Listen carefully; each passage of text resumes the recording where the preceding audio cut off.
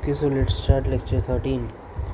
Now एक चीज़ हमें यहाँ पे याद रखनी है, 1/x² का इंटीग्रेशन डायरेक्टली अगर हमें याद हो जाएगा तो बस इसका एक फ़ायदा कि हमारी कैलकुलेशन फास्ट हो जाएगी। -1/x होता है।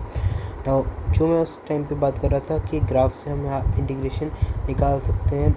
ये वाला जो साइन का ग्राफ होता है 0, π/2, पाई, 3π/2, 2π, इससे फास्ट निकाल सकते हैं, बिल्कुल फास्ट निकाल सकते हैं। लेकिन यहाँ पे एक याद रखने वाली बात है, अब वो मैं बताने जा रहा हूँ। sin 2x dx का इंटीग्रेशन करोगे 0 से पाई तक, तो इसका ग्राफ से बिल्कुल भी नहीं करना। ग्राफ से करने बैठोगे तो गलत हो जाएगा। कैसे गलत होगा? क्योंकि यहाँ पे 2x है, यहाँ पे 2x है। जो हम ग्राफ बनाते हैं वो sin x और cos x वाला ग्राफ बनाते हैं। जो ग्राफ बनता है वहाँ पे साइनसॉइडल जो ग्राफ बनता है वो sin x cos x का बनता है। ये 2x आ गया, कुछ भी 3x 4x आ जाए, कुछ भी अलग आ जाए अगर x से, तो वो ग्राफ को फॉलो नहीं कर सकते हैं। डन हो गई बात ये। अब नेक्स्ट एक बहुत प्यारा इंटीग्रेशन है कि sin square theta d theta का इंटीग्रेशन कैसे निकालेंगे हम।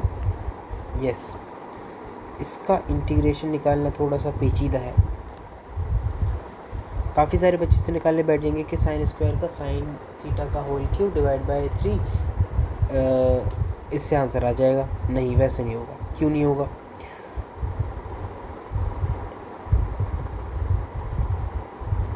एक्चुअली वो पॉसिबल ही नहीं है, क्योंकि पहली बात यहाँ पे साइन थीटा भी है और ऊपर से साइन थीटा का इंटीग्रेशन होता भी माइनस कॉस थीटा है, तो कहीं ना कहीं वो चीज़ काफ़ी गलत हो रही है। लेकिन इसका एक तरीका है फिर इंटीग्रेशन करने का। एक फॉर्मूला था कि साइन थीटा बराबर √1 माइनस कॉस 2 थीटा बाई 2, हमने पहले पढ़ा था। जो क्या मैं इसे साइन स्क्वायर बराबर माइनस कॉस 2 थीटा बाई 2 लिख सकता हूँ? बिल्कुल। अब मैं जल्दी से माइनस कॉस 2 थीटा बाई 2 लिखा, 2 को सेपरेट करा, 1/2 माइनस कॉस 2 थीटा बाई 2। अलग अलग इंटीग्रेशन कर लो डी थीटा के रेस्पेक्ट में। Theta by 2 minus cos 2 theta का इंटीग्रेशन हो जाएगा तुम्हारा प्लस साइन थीटा, तो plus sign 2 theta divide by theta का कोएफिशिएंट, और जो 2 वाला इंटीग्रेशन वाला 2 है, 2 × 2 4, तो theta by 2 minus sine 2 theta by 4 ये आंसर आ जाएगा फाइनली। अब ये बात हो गई। और एक और चीज़ याद रखने वाली बात है कि अगर यहाँ पे कॉस स्क्वायर थीटा दे रखा होता, तब हम यहाँ पे क्या करते? तब यहाँ पे बस एक चेंज होता कि कॉस थीटा बराबर एक और आइडेंटिटी होती है 1 प्लस cos 2 थीटा बाई 2, उसे यूज़ करना पड़ता। तो ये जाता cos स्क्वायर थीटा बराबर 1 प्लस cos 2 थीटा बाई 2। अब आगे चलते हैं। एवरेज वैल्यू कैसे लेते हैं? एवरेज वैल्यू कैसे लेते हैं? खोपचे लगा के। इसका ये खोपचे जो होता है ये वाला, तो ये रिप्रेजेंट करता है एवरेज लेना। अब इसे बोलते हैं टाइम एवरेज या फिर सिंपल एवरेज। कहीं भी अगर एवरेज लिखा हो तो उसका मतलब टाइम एवरेज ही होगा। इसे कैसे करते हैं? इंटीग्रेशन ऑफ डब्बा dt डिवाइड बाय dt। इस डब्बे में तुम जो कुछ रखोगे, मतलब कि कुछ भी रखो। अगर यहाँ पे मैं y रखता हूँ तो ये हो जाएगा integration of y dt by dt। अगर मैं यहाँ पे साइन थीटा रखता हूँ तो integration of sine theta dt bye integration of dt। और एक और याद रखने वाली बात ये है कि यहाँ पे जो नीचे वाला dt है उसका इंटीग्रेशन अलग से होता है। ये बहुत इंपॉर्टेंट चीज़ है, क्योंकि इसमें कन्फ्यूज़ होने के कई तरीके हैं। अब एक बहुत प्यारा सवाल आया था इसमें बहुत पहले कि स्पेस एवरेज वैल्यू पूछी थी। उस सवाल में उन्होंने स्पेस एवरेज वैल्यू कैसे निकालते हैं, ये थोड़ा अलग है। डब्बा खोपचा बराबर इंटीग्रेशन ऑफ डब्बा dx divide by integration of dx। यहाँ पे टाइम के रेस्पेक्ट में हम नहीं करते, यहाँ पे हम dx के रेस्पेक्ट में इंटीग्रेशन करेंगे। तो ये बहुत पहले का एम्स का एक PYQ था, उससे उन्होंने स्पेस एवरेज वैल्यू पूछी थी। कंसेप्ट ऑफ पावर क्या होता है? अब हम लॉग पढ़ने वाले हैं तो उसका थोड़ा कंसेप्ट ऑफ पावर मैं यहाँ पे समझाता हूँ। जैसे कि 1 का स्क्वायर 1, 2 का स्क्वायर 4, 2 का क्यूब 8, 2 की पावर 4 16, 2 की पावर 5 32, 2 की पावर 6 64, 2 की पावर 7 128, 2 की पावर 8 256, 2 की पावर 9 343, 2 की गलत बोल दिया मैंने, 2 की पावर 9 512, 2 की पावर 10 1024। 1 का स्क्वायर 1, देखो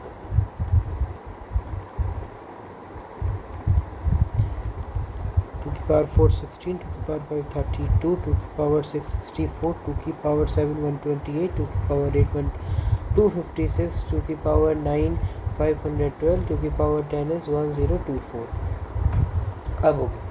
अब थोड़े से और बताता हूँ। 3 का स्क्वायर 9, 3 की पावर 3 27, 3 की पावर 4 81 और 3 की पावर 5 243।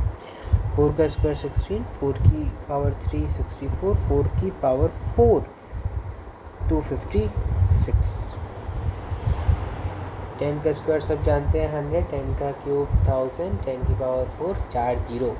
यस, अब आते हैं लॉग पे। ये कंसेप्ट ऑफ पावर है और कुछ नहीं। क्या है, अगर मैं यहाँ पे लिखता हूँ लॉग को पढ़ते कैसे हैं, मैंने ये लिखा है, इसे कैसे पढ़ेंगे, log a on the base B.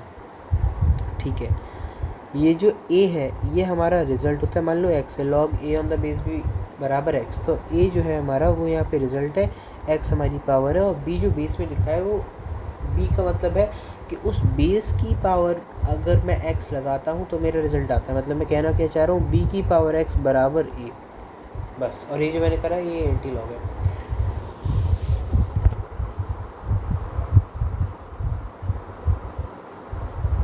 अब लॉग दो टाइप के होते हैं, कॉमन लॉग और नेचुरल लॉग। कॉमन लॉग मतलब जिसके बेस में 10 हो या फिर बेस में से वो, तो वहाँ पे 10 लेना है। लॉग 2 होता है 0.30 10 वाला बेस, और लॉग 3 होता है 0.48 10 वाला बेस की बात कर रहा हूँ। नेचुरल लॉग में लॉग ही एक्स आ जाएगा, बेस में ई है, इसे हम ln x भी लिख सकते हैं, ln x भी बोलते हैं इसे। ln x अगर लिखा है तो हमें ऑन द बेस ई लेना है वहाँ पर। अगर ln x लिखा है, ln x बराबर log on the base e. अच्छा, अब इसे कन्वर्ट कैसे करेंगे लॉग 10 में। लॉग ई एक्स को अगर तुम्हें कन्वर्ट करना है बेस 10 में तो 2.303 से मल्टीप्लाई करना पड़ेगा, ये कन्वर्ट हो जाएगा।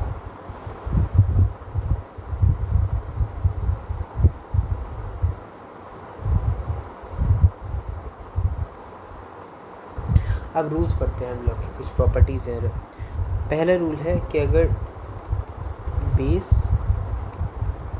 और वो लॉग सेम है तो 1 आएगा। क्यों? क्योंकि मैंने बोला था उसकी पावर और इसका रिजल्ट लिखा है, तो ए की पावर पे ऐसी कौन से रखूँ जो आ जाए। अब ए की पावर पे तो 1 ही रखूँगा अगर ए वापस लाना है।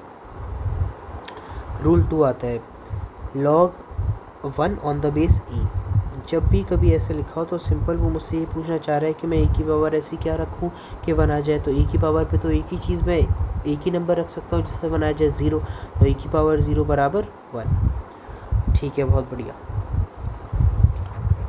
रूल 3 है हमारा, log x on the base e, log x to the power n on the base e. Yes, तो लॉग एक्स बेस में ई और एक्स की पावर भी यहाँ पे एन आ गई है। अब क्या करना है, ये एन जो है ये मल्टीप्लाई हो जाता है बस, तो n multiply by log x on the base ये बन जाएगा। ये हमारा हो गया रूल 3। रूल 4 की बात करें तो यहाँ पे अगर दो नंबर पहले से मल्टीप्लिकेशन में एक्स वाई, तो हम इसे खोल के लिख सकते हैं एडिशन में। तो log x y on the base e है, तो हम इसे लिख सकते हैं log x on the base e plus log y on the base e. अच्छा, अगर डिवीजन में होते ही मल्टीप्लाई की जगह, तब हम माइनस का साइन लगा देते और कोई डिफरेंस नहीं आता। तब क्या करते, log e log x by y on the base e, तो ये जाता log x minus log y. ये काफ़ी यूज़फुल है।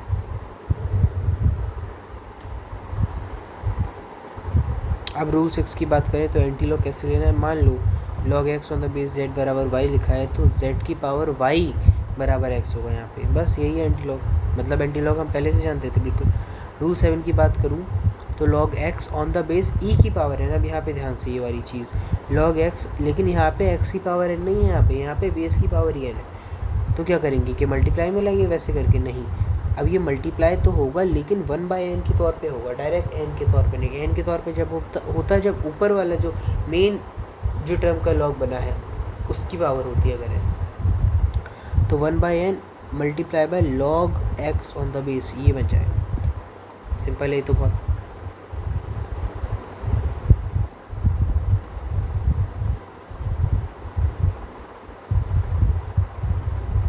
यस, अब रूल 8 आता है, फर्जी रूल है वैसे ये वाला जो रूल है यहाँ पे,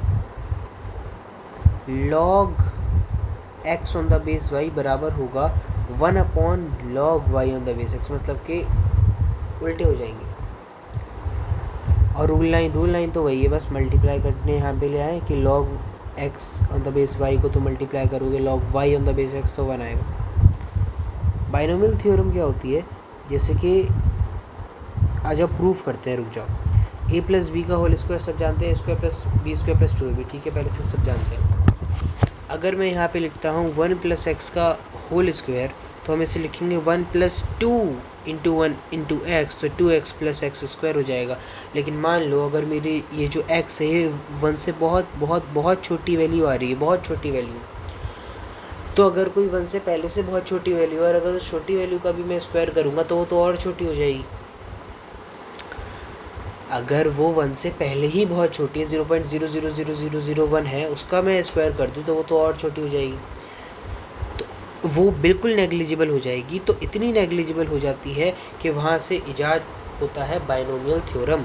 वहाँ से हम क्या करते हैं कि उसे बहुत छोटा मान के तुम उसे इग्नोर कर देते हैं उसे। तो जैसे कि अगर मैं यहाँ पे लिखूँ 1 प्लस एक्स का होल स्क्वायर, तो ये पता है किसके इक्वल होगा, 1 प्लस 2x से, मतलब कि पावर डायरेक्टली मल्टीप्लाई हो जाएगी उस छोटे वाले नंबर से, और एकदम सही आता है। इसे कैलकुलेटर से भी अगर तुम कैलकुलेट करके देखोगे 1.00004 का होल स्क्वायर करोगे तो भी वही आंसर आएगा जो हम बाइनोमियल थ्योरम से करने वाले हैं, एग्जैक्ट एकदम।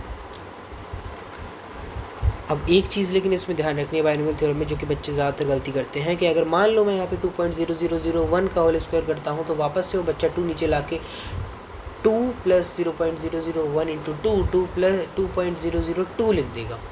अब ये चीज़ गलत हो गई, क्यों? क्योंकि बाइनोमियल थ्योरम एप्लीकेबल ही 1 में है, जहाँ पे 1 होगा, यहाँ ओनली 1 ही ले सकते हैं।